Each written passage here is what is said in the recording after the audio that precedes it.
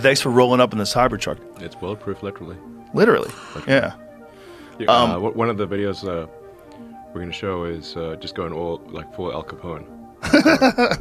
Just like if Al Capone showed up and emptied the entire magazine of a Tommy gun into the side of the car, you'd be okay. Can I try it with an arrow?